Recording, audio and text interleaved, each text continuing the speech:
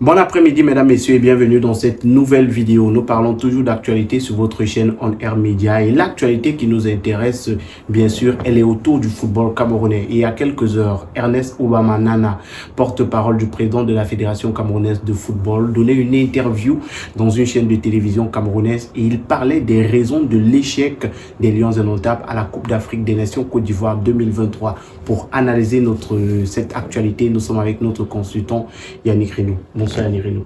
Bonsoir mon cher Belgique et bonsoir à tous les abonnés de On Air Media. On parle de cette sortie du porte-parole du président de la Fédération camerounaise de football, M. Ernest Obama Nana. Il a parlé des raisons de l'échec des Lions indomptables du Cameroun. Il a tout d'abord rappelé que ce n'est pas la première fois que les Lions indomptables sortent aussi prématurément d'une Coupe d'Afrique des Nations.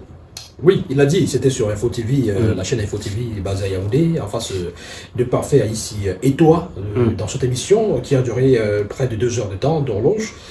Il est revenu sur un ensemble de choses sur lesquelles on va également essayer de discuter aujourd'hui. Donc, le fait de dire que c'est pas la première fois que les Lions sortent prématurément d'une compétition, comment on devrait analyser ça et comprendre ça? On devrait applaudir, certainement, on devrait dire... Peut-être que vous ne devez pas vous plaindre.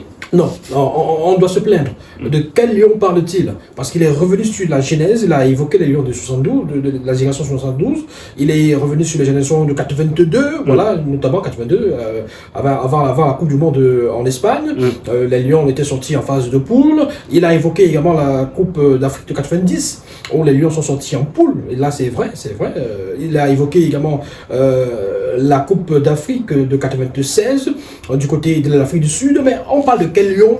Les Lions indomptables.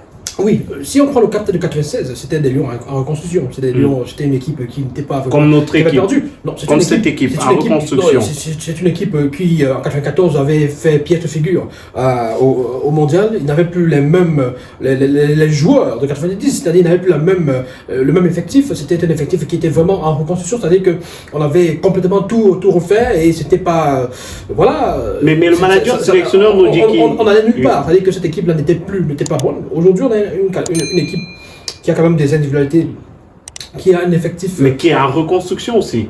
Qui était 3e à la Coupe d'Afrique des Nations en 2021, en 2022. Donc voilà, il faut pas... En fait, je pense que lorsqu'on a fait des déclarations, lorsqu'on a dit qu'on va à la Coupe du Monde la gagner, lorsqu'on a dit qu'on va à la Coupe du Monde gagner, jouer 7 matchs, lorsqu'on a dit que l'objectif, enfin, c'est vrai qu'ils n'ont pas affiché clairement l'objectif pour la Coupe d'Afrique des Nations, mais je pense que lorsqu'on a été à la Coupe du Monde 2022 au Qatar et qu'on a battu le Brésil, entre guillemets, voilà, et qu'on a affiché à ce moment-là comme objectif jouer 7 matchs, qu'on a dit qu'on a les moyens de remporter la Coupe d'Afrique des Nations, on ne peut pas se contenter d'une sortie prématurée en 8e de finale et de venir par la suite dire que, en fait, avant cet échec-là, il y a eu d'autres échecs pires que cela. Non, on ne peut pas le dire. Pourquoi? Parce que on a donné des garanties pratiquement que nous avons la meilleure équipe. Écoutez Samuel Eto'o, quand il parle, chaque fois il dit que nous avons la meilleure équipe d'Afrique. Mais la meilleure équipe d'Afrique n'est pas sortie en 8e de finale. Mais Yannick Renou, il ne faut pas aussi oublier que tu as parlé de la Coupe du Monde où on a battu le Brésil. Toutes les équipes qui étaient qualifiées pour la Coupe du Monde ne sont pas allées très loin dans cette Coupe d'Afrique des Nations. Et Ernest Obama l'a rappelé hier. Non, pas forcément. Les 5 équipes. Écoutez, c'est au cas par cas. Ce n'est pas parce qu'on est allé à la Coupe du Monde qu'on n'a pas été loin à la Coupe d'Afrique. C'est-à-dire qu'il n'y a pas forcément une corrélation. C'est-à-dire que ce n'est pas parce que j'ai été à la Coupe du Monde que je ne suis pas allé loin à la Coupe d'Afrique. Il y a eu des choses qui se sont passées. Il y a eu des détails qui sont passés, qui sont intervenus et qui ont pu avoir des impacts sur les participations des uns des autres. Le Sénégal était sur une bonne lancée. Le Sénégal a croisé le pays organisateur en 8e de finale. Et d'entrée de jeu, d'emblée, on pensait que ce serait un match facile pour le Sénégal, que ce serait une formalité. Mais il fallait compter, c'était sans compter sur justement Emers Faé qui avait pris les rênes du Sénégal et qui a commencé à changer, à révolutionner cette équipe-là. Donc, on ne peut pas dire que c'était à cause de la Coupe du Monde que le Sénégal n'est pas allé loin. Il y a eu des défaites, il y a des choses qui sont passées. Le Maroc a fait face à une équipe très solide, d'Afrique du Sud, voilà. c'est des choses qui arrivent, c'est pas forcément dû à la Coupe du Monde. Le Ghana a eu, c'est des détails, on se rappelle que le Ghana, voilà, n'était pas qualifié pour le second tour. Pourquoi? Des détails, le gardien qui a fait ses fautes de main, et ce corner à la dernière minute, voilà, qui empêche au Ghana de passer au second tour. André Ayou qui a fait cette faute de main également, penalty. Voilà. Donc il y a eu des petits détails comme ça, et ces pays-là n'ont pas été épargnés. Au Maroc, le coach Regragui a voulu démissionner. Il n'a pas fait une comme notre président, comme le président de notre fédération qui a voulu démissionner après cette mauvaise prestation. Il a voulu une démission collective. Non, il a voulu démissionner et le comité exécutif a refusé qu'il parte. Il a demandé aux autres de démissionner pour l'accompagner. Vous pensez que vous pouvez être dans la mangeoire et vous démissionnez? Mais c'est pas une mangeoire, c'est le travail. Vous pensez que vous pouvez être dans la mangeoire et démissionner comme ça? C'est-à-dire que voilà un président qui arrive et qui vous dit que vraiment je veux démissionner parce qu'il y a eu des choses qui sont passées, ça me plaît pas. Mais vous aussi démissionnez. Donc, à votre âme et conscience. Et ces gens ont dit non, vraiment, quitte à démissionner, nous aussi, non, on préfère, vous ne démissionnez pas, restez encore s'il vous plaît. Donc, ça s'apparente à une motion de soutien, non, c'est quand même drôle, c'est un peu humoristique, c'est comique ce qui s'est passé. Donc, pour revenir à la CAN, on ne peut pas justifier les piètres performances par l'histoire. Et pourtant, avant la compétition, on était confiant. C'est-à-dire que Enes Bamba, qui justifie cette piètre performance des Lions, avant la compétition, ne pouvait pas. Il ne pouvait pas. Il voyait les Lions champions, comme son président. Il voyait les Lions meilleurs que tout le monde. Il avait confiance en Rigo Besson. Ils estimaient qu'ils avaient le meilleur entraîneur pour pouvoir aller très loin. Ils estimaient qu'ils avaient l'effectif pour aller très loin. Ils estimaient qu'en laissant de côté certains joueurs, ils avaient le meilleur effectif des Lions pour pouvoir gagner la Coupe d'Afrique des Nations. Donc voilà. J'estimais que la poule dans laquelle ils étaient, la poule C notamment, était une poule où voilà, il n'y a pas de souci. Mais il y avait des soucis, et Enes Obama l'a rappelé qu'on était dans l'une des poules les plus compliquées. Il l'a rappelé a posteriori. Voilà, il l'a rappelé. Quand les gens font des déclarations à la télévision, il faut souvent aller vérifier ce qu'ils ont dit avant. Est-ce qu'avant, ils reconnaissaient que ce serait autant difficile? Est-ce qu'avant, il avait imaginé que le Cameroun pourrait sortir en huitième de finale, éliminé par le Nigeria? Est-ce que lorsque le Cameroun a battu la Gambie pour se qualifier, quelles étaient les réactions des uns des autres? Qu'est-ce qu'ils ont dit? Qu'est-ce qu'ils ont dit? Qu'est-ce qu'ils n'ont pas dit? Donc voilà, il ne faut pas venir après coup et dire, en fait, vous vous rendez compte que c'était vraiment difficile, c'était la CAN la plus difficile du monde, de l'histoire, c'est la Gambie, c'est l'équipe la plus difficile, le Sénégal, vraiment, c'est terrible, la Guinée-Conakry, c'est une équipe vraiment difficile à battre. Mais est-ce qu'il faut aussi reconnaître ça aujourd'hui qu'on a rencontré des équipes difficiles à jouer? On parle du Sénégal, Guinée-Conakry ou encore la Gambie, sans oublier le Nigeria. Mon cher Magique, le problème c'est que quand nous faisons des analyses, et quand nous disons des choses a priori, c'est-à-dire avant coup, les gens nous traitent de hibou. C'est-à-dire que moi personnellement, mais est-ce que vous n'êtes pas un hibou? Moi personnellement, je ne ressens pas un hibou. Vous êtes un être humain. Oui, voilà. Moi personnellement, vous savez très bien que pendant cette CAN, j'étais consultant sur une chaîne de radio, voilà, de la place.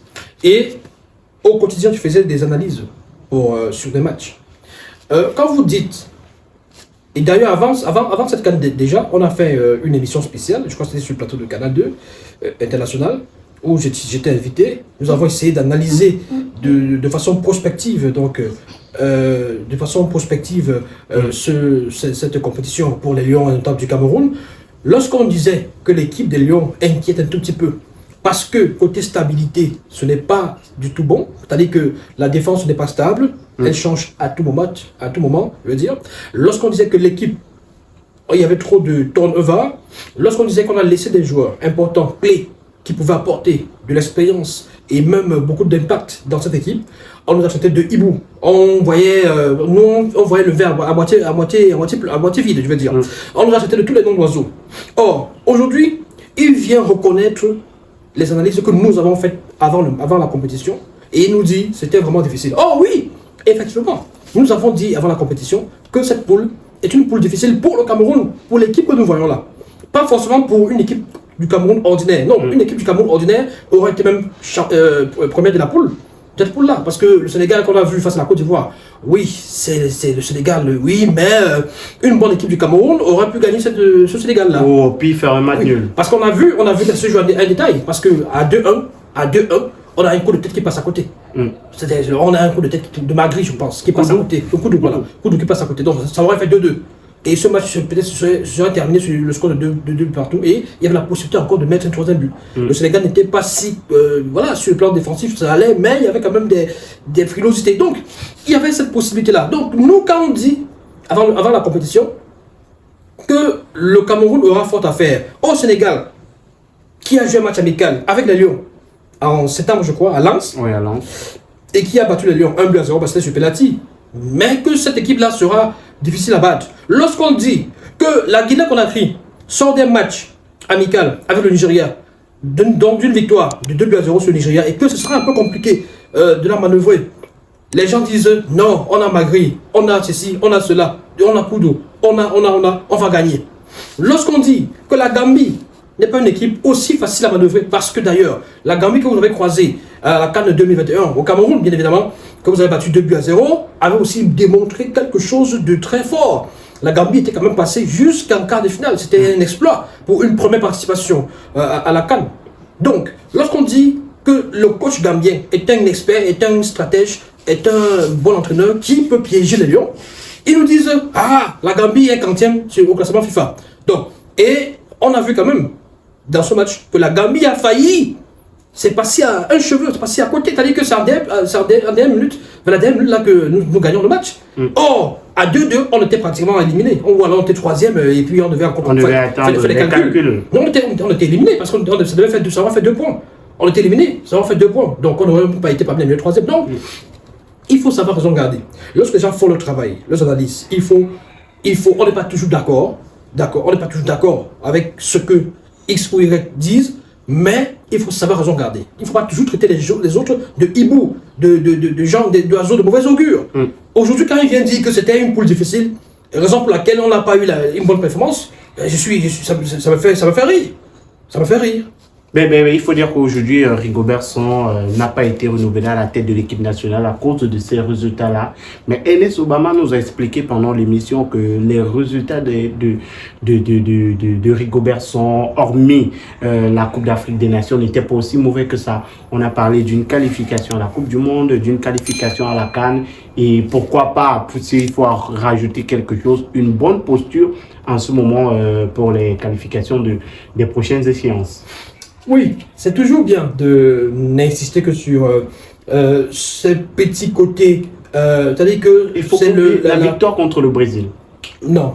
La première fois de toute l'histoire qu'un pays africain gagne le Brésil en Coupe du Monde. Ernest Obama l'a rappelé hier pendant l'émission. Oui, alors si on essaie d'entrer dans les contextes, on comprendra que tout ça, ce n'est pas une... voilà, c'est pas d'exploit, c'est pas des exploits véritablement. C'est-à-dire que moi je préfère quand tu me dis que tu as éliminé le Brésil. Dans une Coupe du Monde. Or, tu bats une équipe du Brésil, une équipe B du Brésil. Non, mais il n'y a pas d'équipe B au Brésil. Non. On va pas dire que le Brésil a une équipe B. Écoutez, déjà que ce Brésil-là, si tu bats le Brésil de 2022, ce n'est pas le Brésil de 98. Ce n'est pas le Brésil de 94. Mais on a autant de talent que ce n'est pas le Brésil de 2022. Non, mais tu parles de talent. Comment il s'appelle, l'ailier droit, il est actuellement à Manchester United, il ne joue même plus. Il ne joue même plus du tout. Il ne joue plus. Oui, il faut le dire, qu'il ne joue même plus, parce qu'il n'est pas bon. C'est vrai qu'il avait été pris par Noutolo. Il ne joue plus, ce garçon qui vient de l'Ajax, je crois bien. Son nom va nous revenir. Et il est brésilien. D'ailleurs, justement, on peut comprendre la complexité justement de retrouver son nom dû au fait qu'il n'est même plus dans les tablettes. C'est-à-dire que c'est quelqu'un qui n'est même plus complètement... voilà. Donc, il y a des joueurs comme ça. L'équipe du Brésil était privée de Neymar, blessé, et qui espérait revenir juste en huitième de finale. Une fois que le Brésil, voilà. L'équipe du Brésil a reposé 7-1-4. Donc, on va pas faire la polémique dessus pour dire que c'est pas une victoire. C'était une victoire. Dans les statistiques, c'est bien, c'est beau. Ça compte, oui, c'est dans les statistiques. Et dans les confrontations entre les deux équipes, on va mentionner que le Brésil a été battu par le Cameroun à la Coupe du Monde. Peu importe l'équipe B ou l'équipe C, le Cameroun a battu le Brésil. Ok, mais pour quel résultat? Le Cameroun a battu le Brésil. Ok, le Cameroun est passé dans le second tour. Voilà ce qu'on recherche dans on est une rentré compétition. avec 4 points après plusieurs décennies. On n'est pas passé au second tour. L'objectif, quand on va à une Coupe du Monde, ce n'est pas de battre une équipe précisément. On a battu un record en termes de points. Ça faisait combien de temps le Cameroun n'avait plus gagné de points? L'objectif, quand on va à une compétition, ce n'est pas battre le record de points. Et je répète, l'objectif que la FECAFOOT s'était fixé, c'était 7 matchs. 7 matchs. Donc, peut-être avec les matchs amicaux, Yannick Renaud. Si on compte les matchs amicaux, on a joué 7 matchs. On va en Coupe du Monde jouer 7 matchs. On ne va pas en Coupe du Monde, il n'a pas parlé des matchs amicaux. Il a dit qu'on va en Coupe du Monde jouer 7 matchs. Donc, il y avait 3 matchs de poule. 3 matchs, donc, celui face à la Suisse, celui face à la Serbie, celui face au Brésil. Donc, et puis, 8e de finale, et puis quart de finale, et puis demi-finale, et ensuite finale. Ou alors, peut-être 3e match, la 3e place. Ça faisait 7 matchs. Il n'a pas fait. Donc, aujourd'hui, venez nous dire, nous avons fait des exploits en gagnant le Brésil. Ça, c'est vraiment, c'est pour se moquer des Camerounais. Parce que ce n'est pas un objectif. On n'est pas passé en 8e de finale. Il faut savoir aussi que sur le plan financier, sur le plan purement financier des gains, se qualifier pour le second tour, ça augmente la cagnotte. Ça augmente la cagnotte. Donc, à ce niveau-là même, voilà, c'était un échec. Bon, maintenant, pour vous parler justement, il évoquait un autre aspect que tu vas me rappeler. En dehors il y a la qualification. La qualification pour la Coupe du Monde. Mais il oublie, il oublie que la qualification pour la Coupe du Monde, Rigobert joue, c'est 2 matchs. Il vient parachever le travail qui avait été commencé par quelqu'un d'autre. Mais ça a commencé les éliminatoires depuis le début. Depuis le début, il a gagné des matchs pour qu'on puisse être là. Et d'ailleurs, avant d'affronter l'Algérie, on avait affronté la Côte d'Ivoire. C'est Sao qui bat la Côte d'Ivoire ici à Japoma, à Douala. Donc c'est lui qui nous permet de passer ce stade-là pour maintenant affronter l'Algérie dans le cadre des derniers matchs qualificatifs pour la Coupe du Monde. Donc si Sao ne bat pas la Côte d'Ivoire lors de cet avant-dernier match-là, on n'affronte pas l'Algérie. Et de quelle Algérie parle-t-on? Quand on nous dit que c'était un exploit, ça faisait longtemps, etc.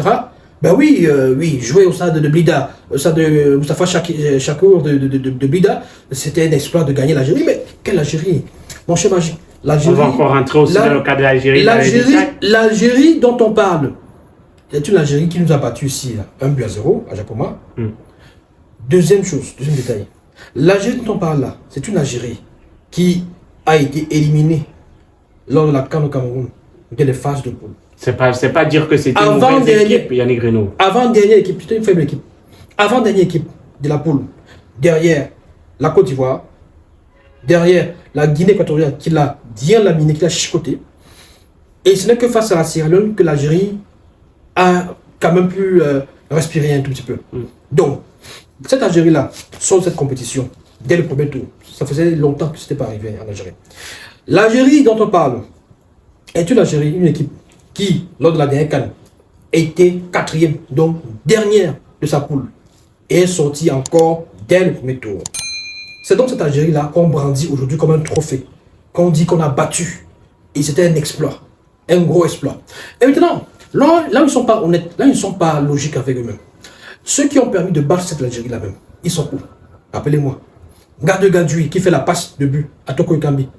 Lui qui bouscule dans les airs et qui saute et qui fait cette passe avec la tête. Qui donne ce ballon, qui sert sur un plateau. Toko Ekambi. Il est où? Il n'est plus là. On ne nous dit pas ce qui s'est passé. Choupo-Moting, je crois que c'est lui qui a ouvert la marque face à l'Algérie lors de ce match-là. Il est où? On ne nous dit pas. Les Martins ont les consorts qui ratissent le terrain. Ils sont où? On ne nous dit pas. Donc, il faut pas passer le temps à prendre les Camerounais pour des moutons. Il a évoqué également la première place du Cameroun actuellement dans la phase de poule, dans sa poule, pour les éliminatoires de la Coupe du Monde de 2026. Ben oui, on n'a joué que 2 matchs. Et on a joué contre 2 des 3 équipes les plus abordables de cette poule. On est aujourd'hui premier, oui, mais il y a 3 équipes qui ont le même nombre de points. C'est-à-dire que le Cameroun a 4 points, le Cap-Vert a 4 points, et vous avez la Libye qui a 4 points. On aurait pu être à 6 points si on avait battu la Libye. Oui, donc, le match n'était pas facile de ce côté-là avec le contexte, les lasers et tout le reste. Dans tous les cas, Ernest Oubamanana a été en télévision. Dans nos prochaines vidéos, on reviendra sur certains aspects dont il a parlé, notamment le clash entre le président de la Fédération camerounaise de football et le gardien de but de Manchester United, Andrew Onana. On parlera également du rôle qu'a joué le ministre des Sports dans la préparation ou alors dans la mauvaise préparation des différentes rencontres des Lions indomptables, et c'est dans nos prochaines vidéos. Merci à tous de nous avoir regardés. Merci Annie Reno. Merci Magique et merci également aux abonnés. N'hésitez surtout pas à donner vos propres avis en commentaire, likez la vidéo et si vous êtes nouveau, abonnez-vous. À la prochaine.